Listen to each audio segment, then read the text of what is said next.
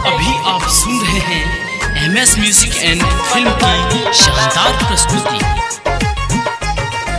नाचे छी गोरी देखा के ढोरी, नाचे छी गोरी देखा के ढोरी, रूप तोहर मत वाला चुमाल तो पटकी के छोरा मधुबनी वाला, चुमाल तो पटकी छोरा दरभंगा वाला।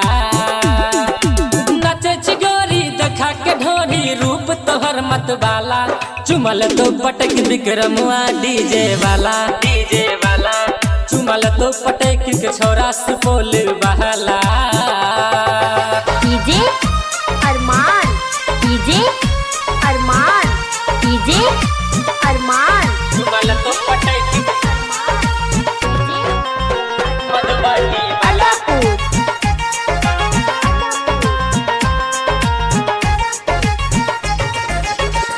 छी बंगाल के सुपर नाचनिया, जान मारो तोहर मुस्की जवानिया, जान मारो तोहर मुस्की जवानिया। छी बंगाल के सुपर नाचनिया, जान मारो तोहर मुस्की जवानिया।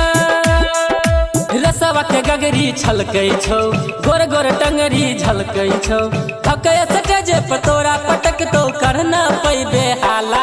चुमाल तो पटकी के छोरा सहरसा वाला, चुमाल तो पटकी के छोरा मधेपुरा वाला।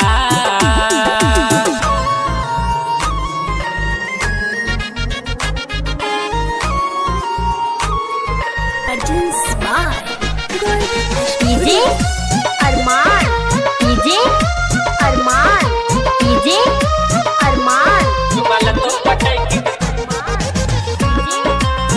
मधुबनी वाला।